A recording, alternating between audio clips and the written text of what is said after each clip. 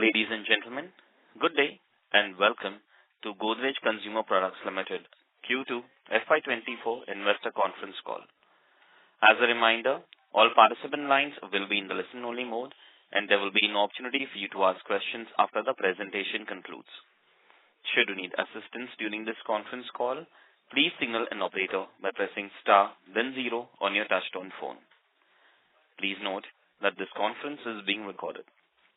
I now hand the conference over to the senior management of Godrej Consumer Products Limited. Thank you, and over to you. Thank you, Neerav.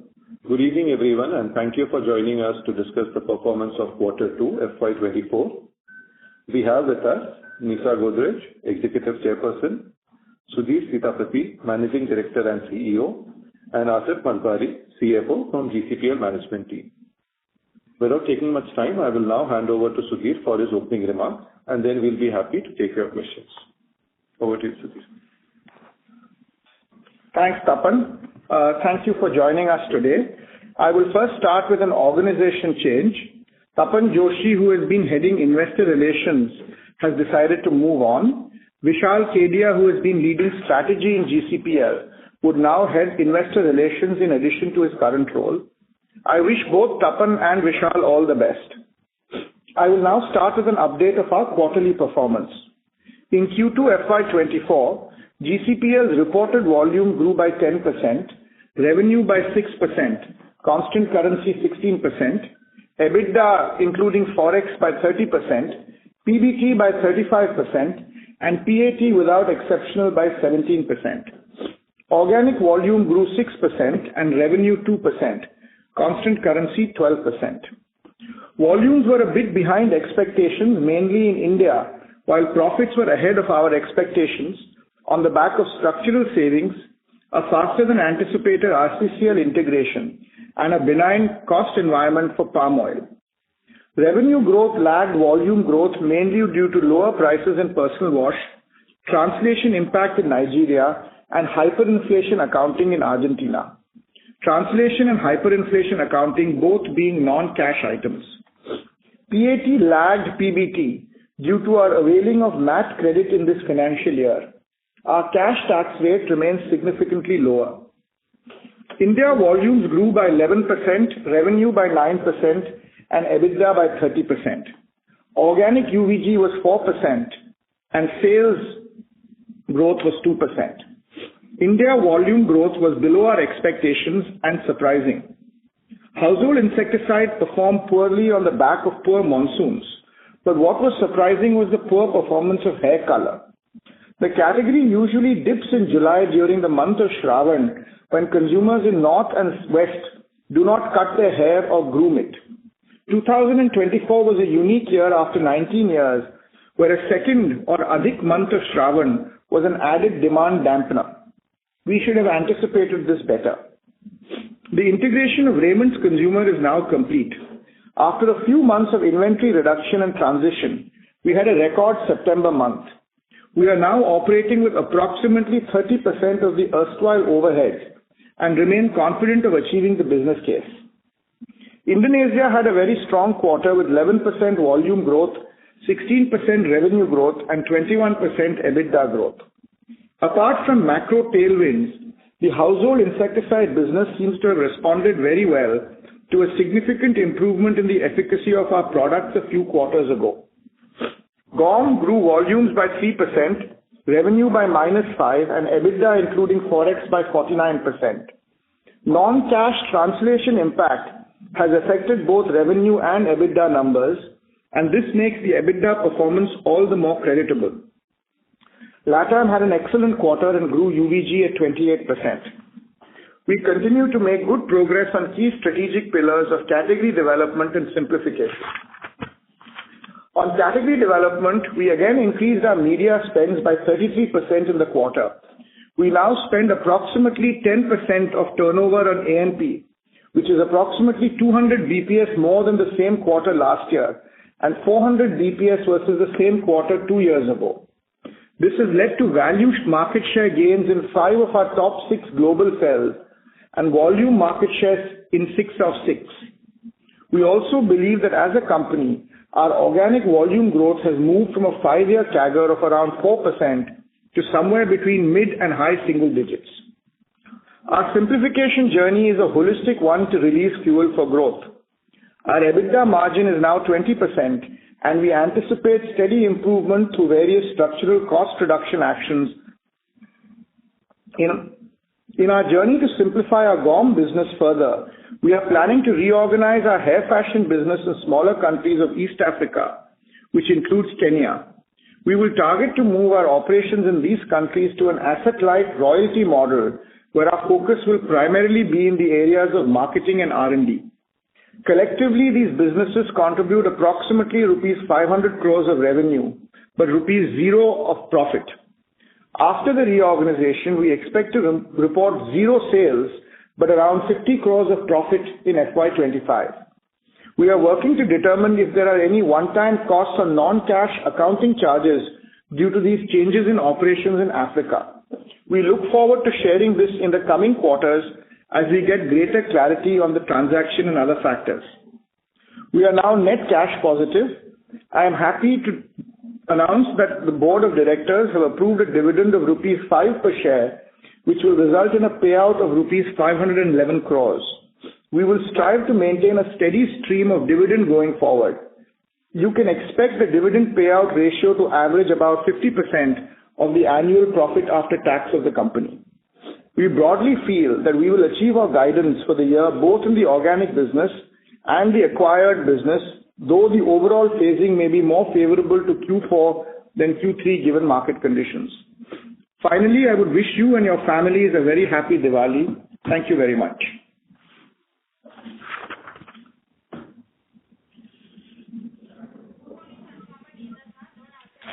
So shall we open the floor for question? Yes, please. Thank you very much. We'll now begin the question and answer session.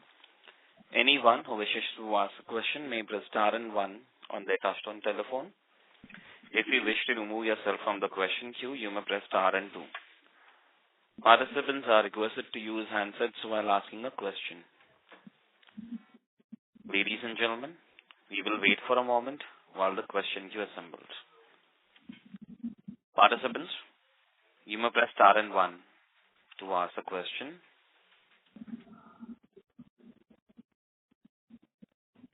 The first question is from the line of Abneesh Roy from Nuvama Institutional Equities. Please go ahead.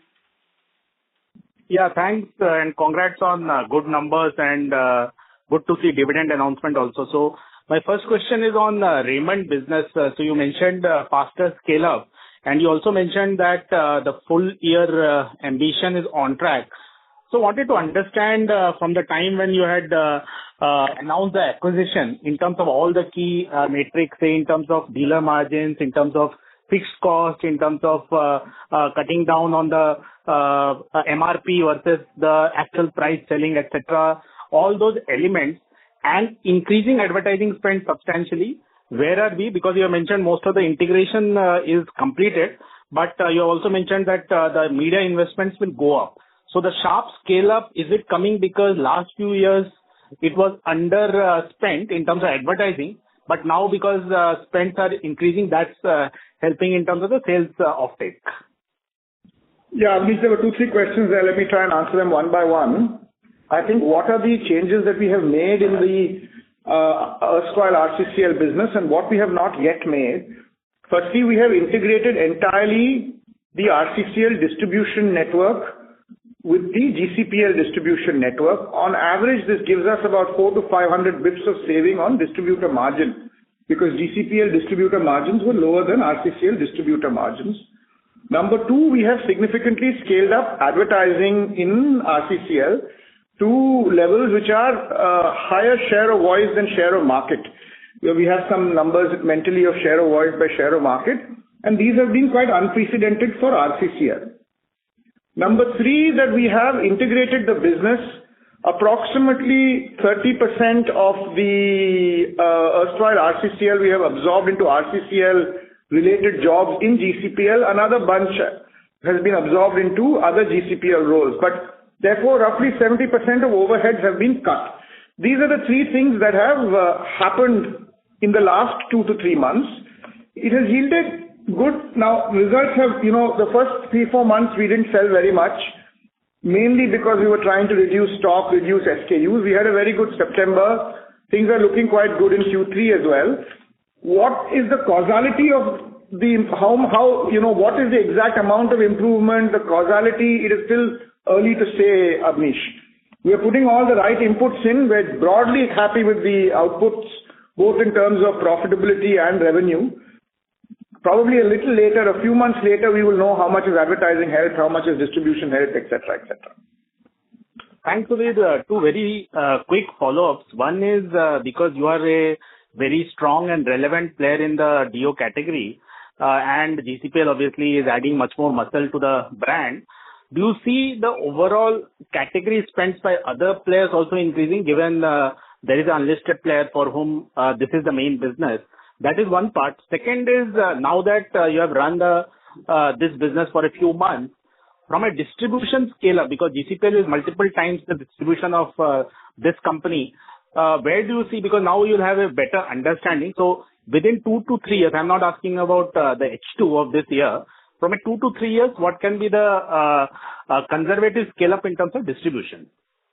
Yeah. So listen, on first question, I don't know the answer on whether overall category heat will go up or not. What we do know is that the consumption of deodorants in India is low, and the more the category grows faster, the more all the players will benefit. So I feel it's a category that should be invested in. So, it is not a category that is non-growing or a zero-sum game. It's a category that can grow at, in high teens or even 20%, at the right levels of investment. So one way or the other, it doesn't bother us. I think we are investing what we think is appropriate, but either which way is less of a concern to us. In terms of distribution, we do have some early reads in distribution.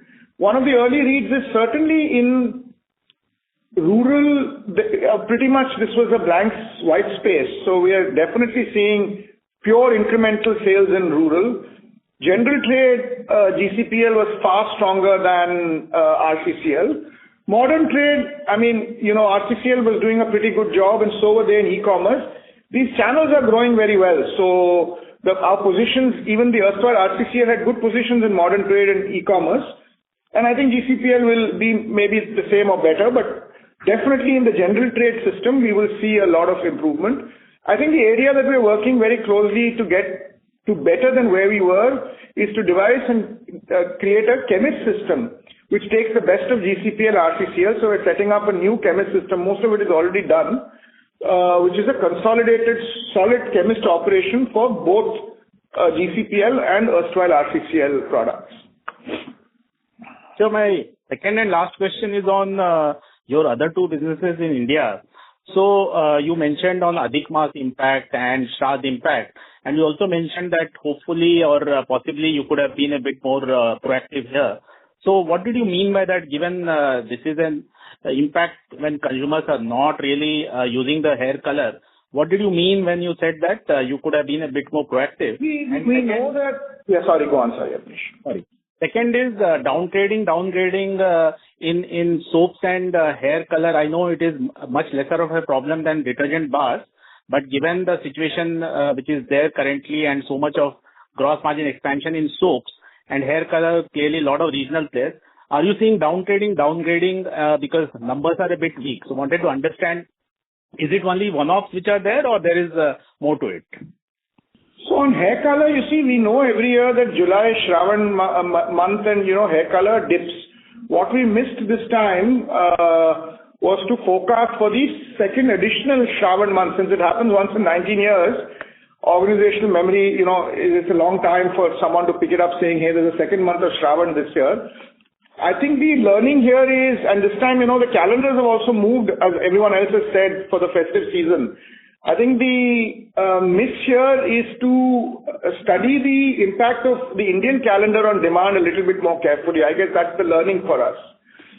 So that's what I meant saying that, we look at demand in terms of, quarter one, quarter two as seasonality. We are now realizing that there's a clear relationship between the lunar calendar and demand drivers as well. That's something we need to predict better. I think this has been a wake-up call for us for that. But I think Again, what we have seen post-Shravan on hair color has enthused us quite a lot. I think on your answer on downgradation, the only way we can see these numbers, because it's a bit complex, this Q2 Shravan Mas and, postponing Diwali season. When we look at our market shares, they are very, very good right now. So, last 3 months or MAT, they are across, not just India, across India and Indonesia, all our market shares are, everything in volume is positive, and in value, the only one that is slightly negative is household insecticide, where we are still losing a bit of share to incense sticks. But the share gain, for example, in hair colors is very, very strong. So I would prefer to say that it was a bit of an odd quarter in terms of calendar rather than downgrading. One small follow-up. I understand Nielsen market share has got sampling and lead lag issue. My question was from a media intensity and from a promotions and general aggression in soaps and hair color. Are you seeing local players coming back? Because I think that's far more important than Nielsen market share, because always there is some other issue there. I think on hair color, unequivocally no. On soaps, it is not. See, there was a time in which 15-20 years ago when soaps had a lot of local competition in its base. As time has progressed in 15 years, that has shrunk. Even for other categories, it has shrunk, but they still remain large. So it is possible that at the margin in soaps, these kind of low prices are affecting volumes. It is certainly not in the large major states. Maybe in some parts of eastern MP, Bihar, Orissa, there is a local play. It's hard for us to read it except for Nielsen and the Kantar panel where it's not. But I buy your point. There might be something, but also sales guys come and talk to us when there's a local players are becoming very aggressive and we're losing volumes. Sales people will come and tell us this is happening. That's not happening. So I would say possibly in soap, but doesn't look to be a major thing. I mean, soap also had a good quarter in terms of volumes in Q1. So Q2 kind of slightly balances that out. So, yeah. So thanks for that's all from my side. Thank you. Thank you. Next question is from the line of Percy from IIFL. Please go ahead. Hi, Sudhir. My first question is on Africa, the royalty arrangement that you have made.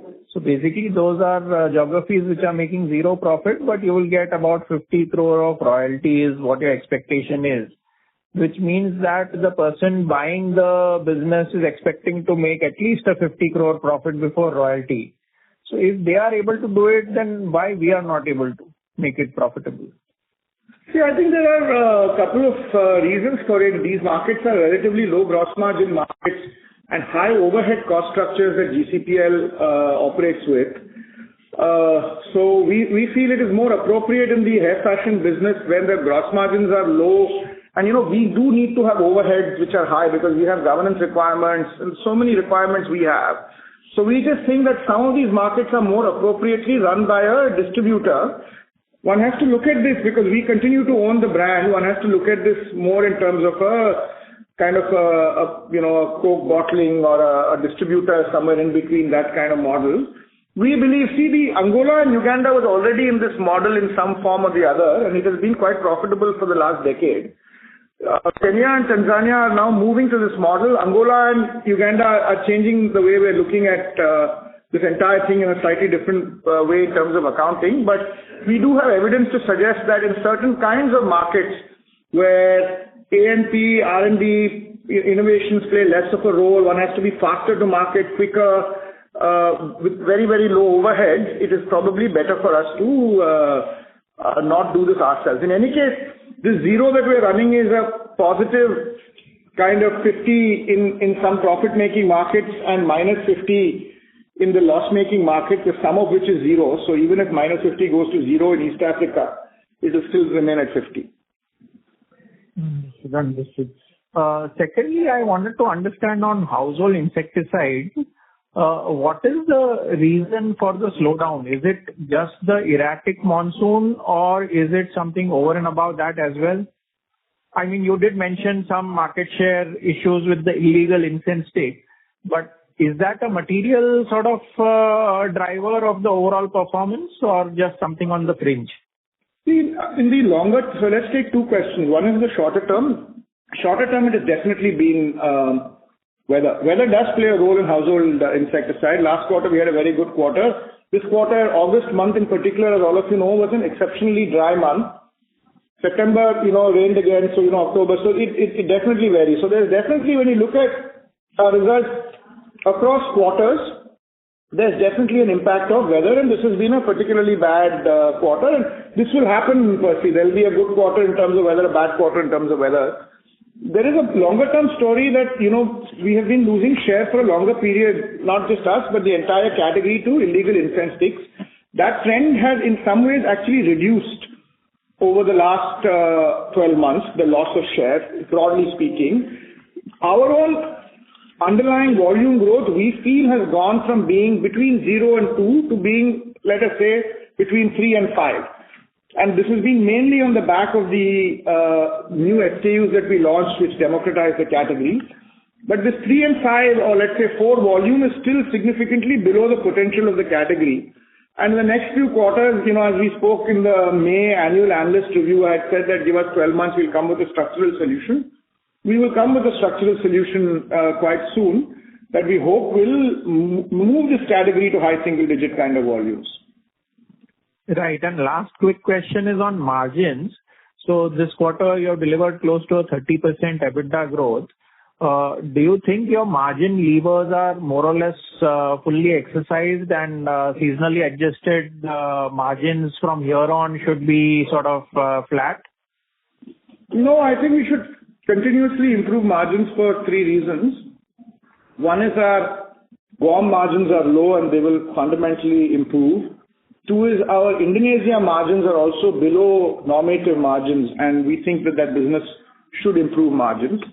We also think that there are structural cost savings that are possible in India, which without affecting investments in pricing or A&P can continue to deliver some incremental margin every year. So I don't think that the margin expansion is over. Bulk of the margin expansion will come from Indonesia and GAUM though.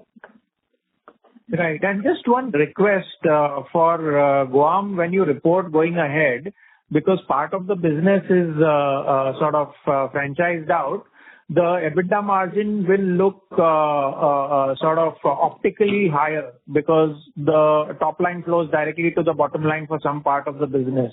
So just a request is to give some kind of adjusted margin on a like-for-like basis, which sort of gives a better picture of the business. We'll give something which will.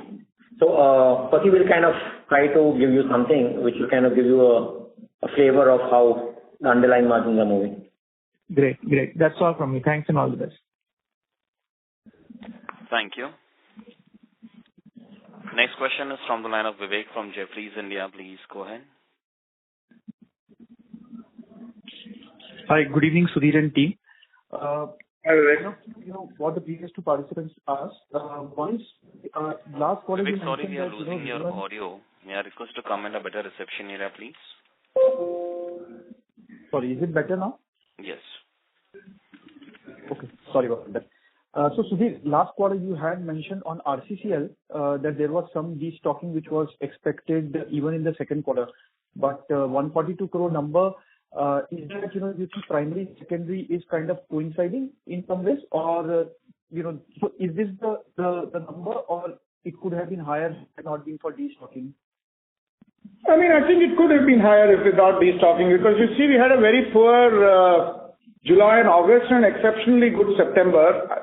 As I was telling Avnish, it is still hard for me to read how much of this was because the pipelines was dry, how much of this was because of demand increase due to advertising, how much of it was due to better distribution. It's difficult for me to read. What we do know is that we know the following, which is that RCCL distributors were on average sitting at 75 days of stock.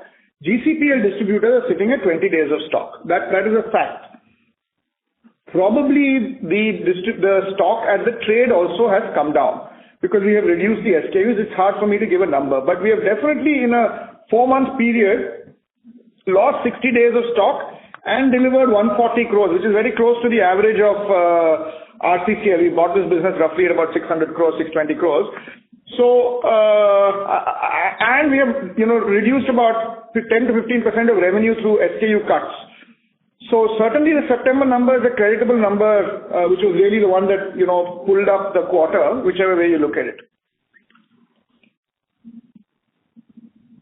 Got it. And on the EBITDA, the slide says you expect EBITDA to be positive despite scale up in media investments.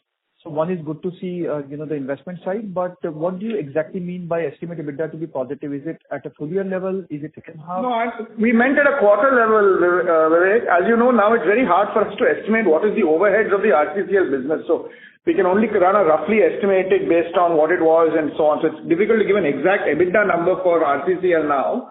But having account, because we know what the gross margins are, what the net contribution after advertising and BTL is, that can be allocated to a business. We know approximately what the overheads are likely to have been because of the reductions that we have, leave alone the one-time costs of, that we've had to bear. So that is why our estimate is that despite significant increases and very, very significant increases in media, by the way, we feel that this business was probably EBITDA positive in the quarter.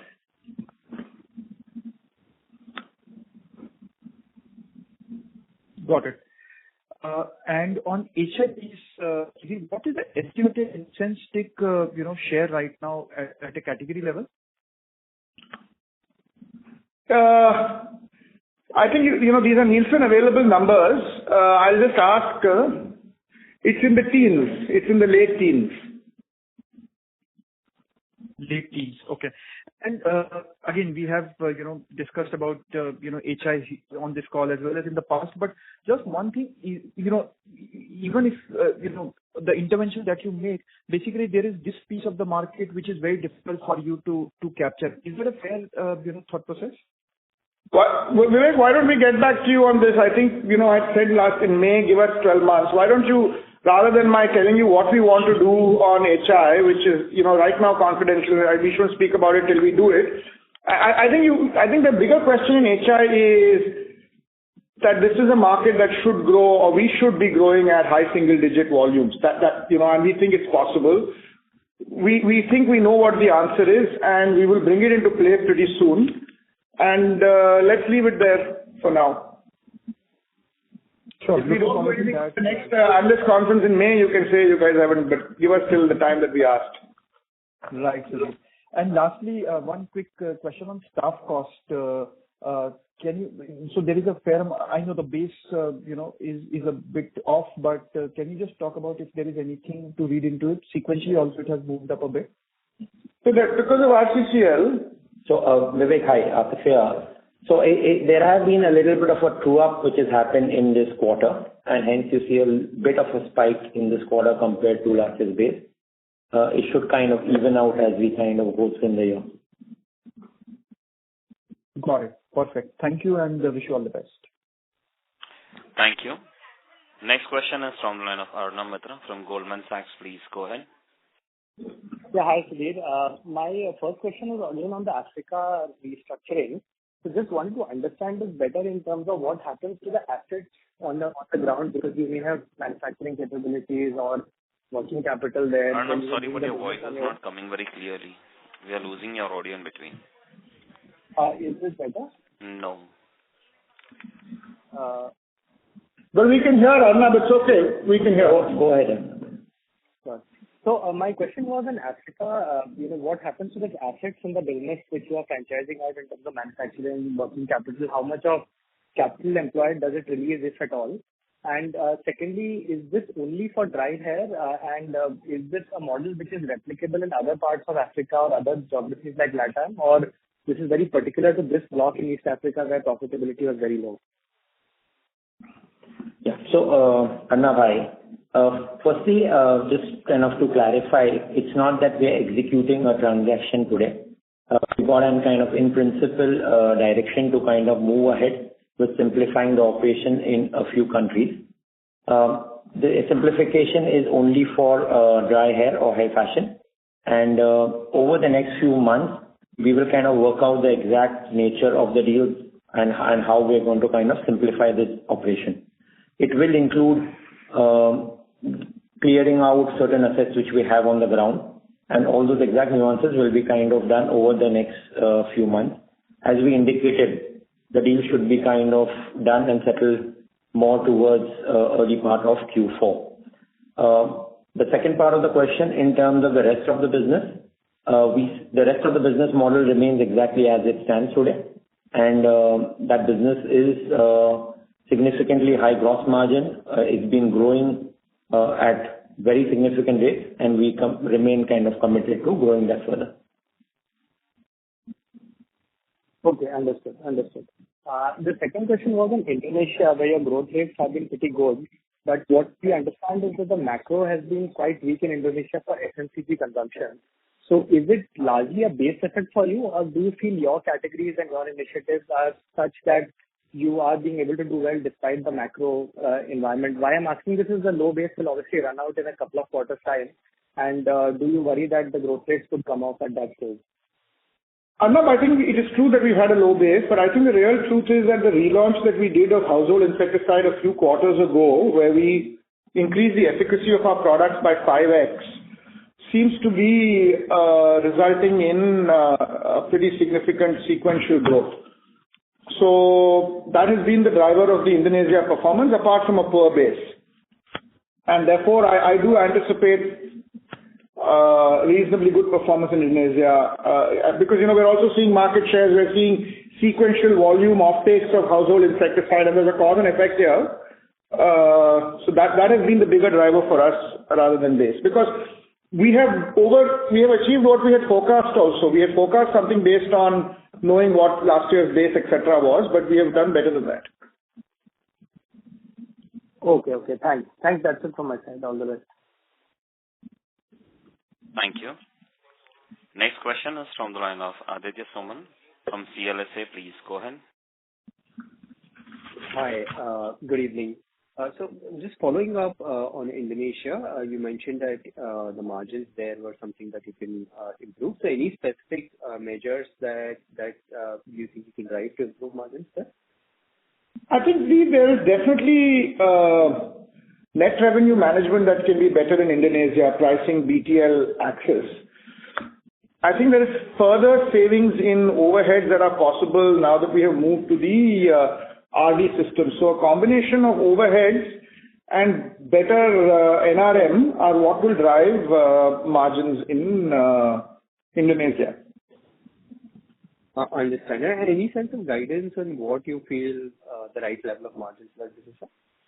We used to have historic margins were well below that. I don't know whether we'll hit the historic margins or not, but mentally, the kind of portfolio that we have, both in India and Indonesia, mid-20s margins is not something that is over margin or you can't grow at that level. So, obviously we'll keep kind of calibrating growth and margins, but, Indonesia is significantly below that right now. It used to be that level not long ago. Understand. And lastly, in terms of the underlying demand environment in India, anything to call out? Have you seen any pickup, let's say in October? As you mentioned, September was quite strong. Any improvement in October, or anything to call out? Do we expect? I heard you say earlier that we expect a recovery from 4Q and not necessarily 3Q, but any reasons behind that? The demand environment in India is tough. The premium, I think most of you know it, and we've been seeing a lot of other sectors that, this K-shaped recovery that all of us talk about continues. Premium is doing well, modern trade, e-commerce, they continue to do well. The balance is definitely under pressure. That's the bigger story, and I'm not seeing any major change in that relative story there. Within that, October is a festive month. There's been some calendar change with Shravan, etc.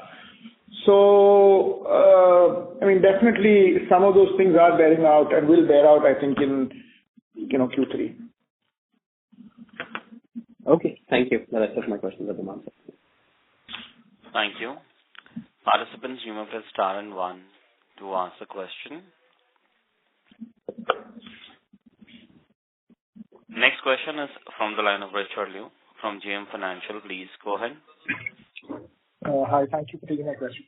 Just want to check, am I audible? Yes. Okay. Sudhir, just one question, not really asking for guidance. But, come to think of it, if you look at, your margin is now at around that 20% level. If I look at last year, which is FY23, H1 versus H2, the margin pictures obviously were very, very different. And the full margin recovery has somewhat happened, at least at the operating margin level, by the time we came to H2 FY23, right? I mean, so look, FY23 last year was already at 20.5. Your run rate currently is at 20. Now, if your top line growth doesn't pick up, and given that there is all these headwinds, that you still talked about, are we, looking at a situation where your earnings growth, EBITDA growth could fall from, the mid-20s to, let's say, single digit if your top line doesn't pick up? No, see, firstly, Richard, the shape of our portfolio is such that the H2 margins are structurally higher than the H1 margins. Soaps is smaller. A lot of our dry hair businesses and the more premium businesses pick up now. So, it's not entirely right to say that, H1 of this year can be compared to H2 of last year. I mean, our growth in volume terms is about 6% this quarter. Our last quarter was about 10. I think we're somewhere in between these two. I know a lot of this, the revenue growth, as I said, is either because of palm oil prices being low, which has no impact on margins, or because of currency translation that doesn't have, any major cash impact. So I don't think what you're saying, I don't know, but I don't think that will happen in the foreseeable future. Okay, I understood about the seasonality of margin, but is there a chance that, that the top line picture in terms of growth will look very different in H2 versus what we are seeing right now? Because if you look at, the Africa impact, if you look at the soaps price off, those numbers are still going to be there in Q3 and maybe part of Q4 as well, right? Sure. I don't think, again, as I said, this revenue number, one has to look at a little bit of caution, especially non-India. But I don't think that the volume trajectory, our volume trajectory between the first two quarters is about 7%. Is that right, Tapan? I mean, we should not be, that's not bad actually. I think that's an improvement in our trajectory in H1 over, ups and downs happen between quarters and months. I don't anticipate that revenue trajectory in the next 6 months changing. I hope that changes a little bit more once we sort out household insecticide. But if this business grows at, let's say second half similar to first half, then and there is seasonality in margins, which there is, then you will be able to calculate for yourself what the earnings growth will be. Okay, got it. That's helpful, Sudhir. Thank you. Wish you all the best. Thank you. A reminder to all the participants, you may press star and 1 to ask a question.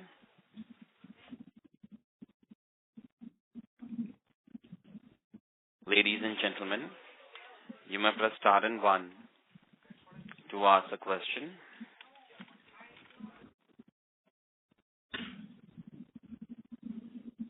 As there are no further questions, I will now hand the conference over to the management for closing comments. Thank you very much. Thank you for joining us. Thank you. Thank you very much. On behalf of Godrej Consumer Products Limited, that concludes this conference. Thank you for joining us. You may now disconnect your lines. Thank you.